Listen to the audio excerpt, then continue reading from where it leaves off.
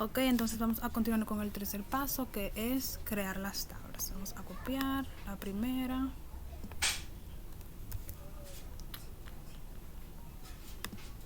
Y la vamos a pegar. Entonces, ok, ponemos el comando create table, que se va a llamar personas. Ay, pero no, yo no he creado la base de datos. Dios mío. Vamos a crear la base de datos. Create database. Vamos a ponerle update.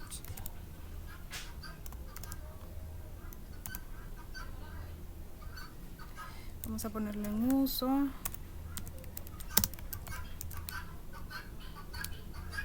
Webpack.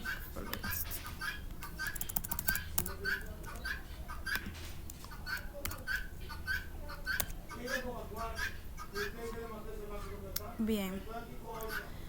Entonces, ok, crear create table personas, la tabla que se va a llamar personas.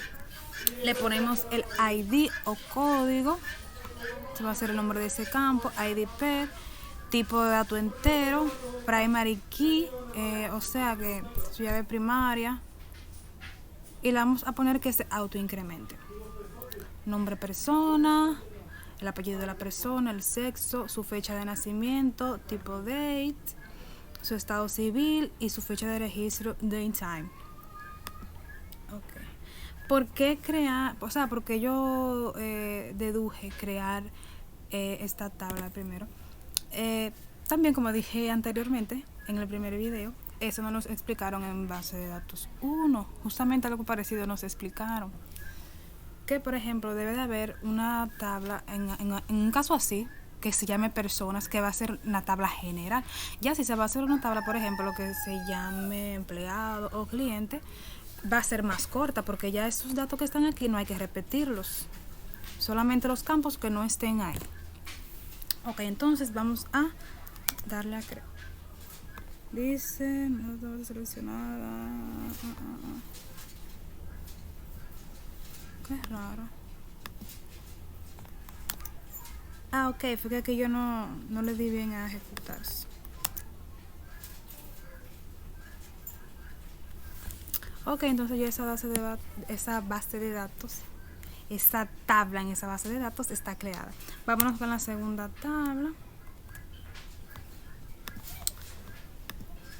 Sería cargos. ¿Por qué no empleados? Porque, o sea, yo me puse primero a crear empleados, pero al momento de yo ponerle la llave foránea, obviamente, por razones obvias, me va a dar error, porque para ya poder ponerle la llave foránea de cargo, esa tabla tiene que ser creada primero, entonces por eso vamos a crear esa. Entonces vamos aquí, copiamos, pegamos.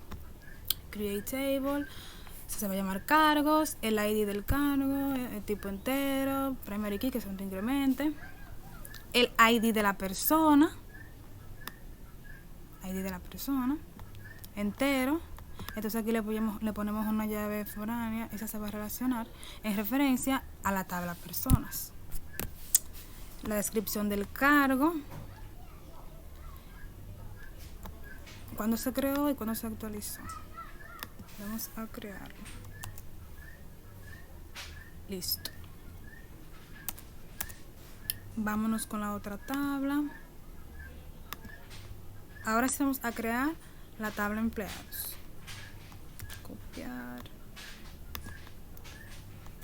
Pegar.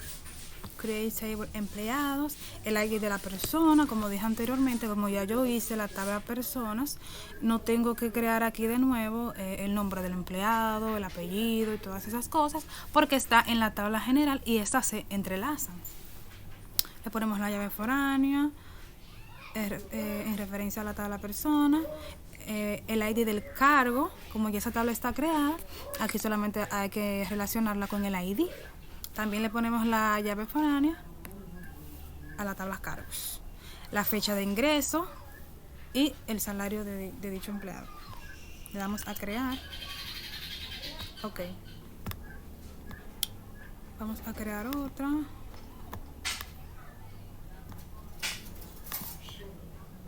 Ok, voy a cortar el video porque se va a hacer un poco largo, entonces continúa en el otro.